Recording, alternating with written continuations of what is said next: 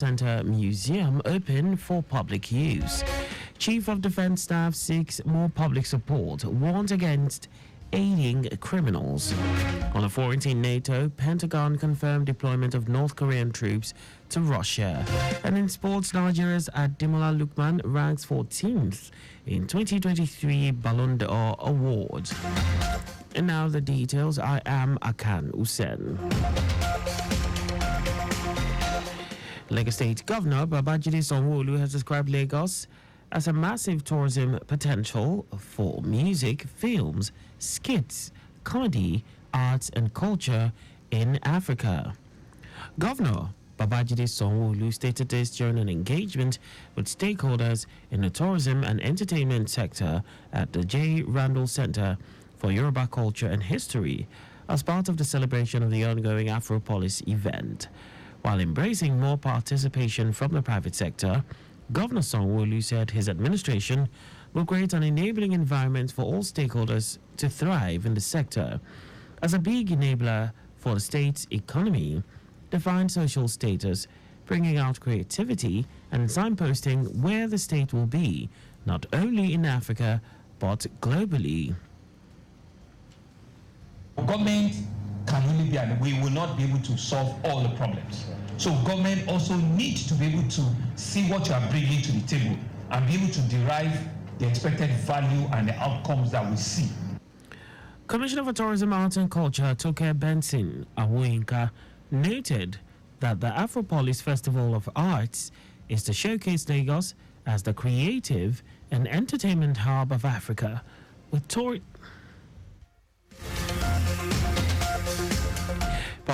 with tourist sites like J. Randall Center for Yoruba and Cultural History for the preservation of the Yoruba culture for generations yet unborn. Importantly, this initiative is not about preservation, it's about innovation. We invite our youth to engage with the reinterpret our heritage in contemporary ways, bridging the gap between generations and ensuring our culture remains dynamic and relevant. Our correspondent Adeola Akinele reports that Governor Sanwo-Olu, alongside key stakeholders, took a tour around the J. Randall Center for Yoruba Culture and History and declared the museum open for public use, with a call on everyone to support the state government in ensuring the repatriation of Yoruba inheritance to build the heritage, history, and culture.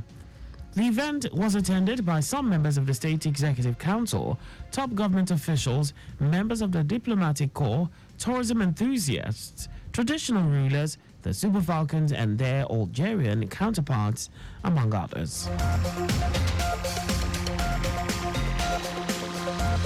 The Lagos State Ministry of Youth and Social Development has commenced the 2024 Ibile Youth Academy. As part of a comprehensive month-long series of leadership training activities, the Ibile Youth Academy is an intensive training that cuts across the 5 divisions of the state: Ikorodu, Badagry, Ikeja, Lagos Island, and Ekpe, with the aim of equipping the youths with the skills needed to compete globally. Parts of the activities lined up for the week-long program include leadership training by experienced facilitators from various fields. Ikeja Division Youth Ambassador Peter Anishere, who is a product of the Ibile Youth Academy, commended the Lagos State government for creating such initiative for youths to thrive and urged the participants to be open-minded and implement the knowledge gained to further develop themselves and society at large. 10 persons will be selected here, which will later go to a training camp. So from those training camps, then they would have each person selected to represent each division. So from Ikeja here, you would have one person out of the 10 to be their divisional team lead, one person from Epe, one person from Ikorodu, one person from Badagry, one person from Lagos division, and then a central state ambassador. So those 6 persons are going to be their team leads, while all other persons that have attended this training will be their team members, and they would, go back to, educate the general public, educate younger persons about, safety in the environment, drug abuse issues, sexual and gender-based violence, the importance of boy child, girl child, other developmental things that you can have in them. One of the facilitators, Oluwaseun Obadan, tasked the participants on active and continuous learning to improve their ideas, thereby becoming the best in their different endeavors. There's so many organizations and bodies that they can be part of, like Bile Youth, that will help them and give them a proper bearing foundation to upscale whatever business venture they are doing. So they have to be part of a community, an organization that will be their support system in this. Then another message I would have for them is, I already spoke about joining communities and people that are already, bodies that are already in entrepreneurship. And I would say they should start wherever they are. Start. Some of the participants, Ayomide Aino and Emmanuel Olu, who commended the initiative, expressed optimism that the Ibile Youth Academy would help improve their leadership skills and develop the society. I had asked a couple of questions from persons whom I know participated in the last cohort or in the previous cohort, and they were just telling me, oh, you just have to be commonsensical and be confident about it. And I mean, getting here and not being briefed on all of those things just comes as a surprise, and it makes it something that I'm really glad to be part of. I intend to use the Ibile Youth Academy or amplify my work for greater impact. The Ibile Youth Academy is an avenue where young minds come together to grow in their thoughts and to contribute to the society. To thank the government for creating this avenue for young ones like us.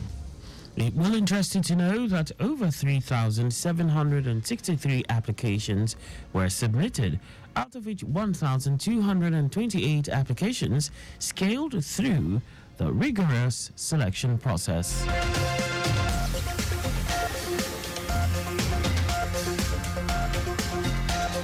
Lagos State government will conduct the resit of the Basic Education Certificate Examination, BECE, on Wednesday, 6th of November.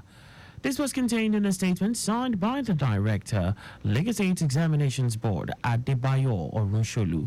He said the affected schools are to commence registration of their students who failed English studies or mathematics or both, with a sum of 3,000 naira only per candidate through the Lagos State Examinations Board portal on https://pay.examboard.com.ng with the username and password generated while following the guidelines outlined on the portal. Orunsolu urged the authorities of the affected schools to treat the matter as urgent, stating that excuses will not be tolerated. He added that the examination will be conducted at the selected designated centers across the 6 education districts of the state.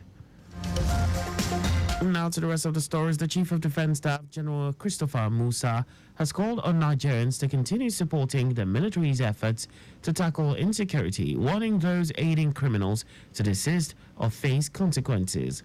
Musa said this shortly after attending a joint meeting of the Northern Governors Forum and the Northern Traditional Rulers Council in Kaduna State. He expressed gratitude for the increased support and intelligence gathering from Nigerians, which has enabled the military to take adequate action. Musa emphasized the need for collective responsibility in achieving peace, stressing that the friend of a thief is equally guilty. Meanwhile, the federal government is planning to establish an irregular migration command and control center to curb the illegal entry of foreigners into the country. Once operational, the center will be responsible for rigorous screening of individuals entering Nigeria through land borders. Minister of Interior Olubunmi Tunjiojo announced this during the induction ceremony for 123 new officers of the Border Command and Control Center at the Nigeria Immigration Service headquarters in Abuja. Tunjiojo cautioned officers who underwent rigorous training before selection against any form of compromise.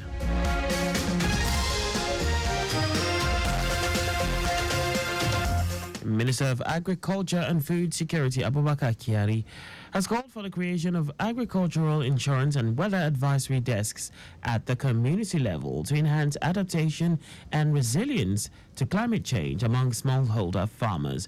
The Assistant Director of Information, Eziaja Ikemefuna, in a statement said the initiative aims to promote a sustainable environment for agricultural investment, among other objectives. Kiaru, who was represented by the Director of the Federal Department of Agricultural Extension Services, Deola Lodbanjo, made the call during the Agricultural Insurance and Climate Advisory Roundtable meeting held in Abuja. He stressed that agricultural investment must be protected and market-oriented for the country to move away from subsistence farming currently practiced by smallholder farmers.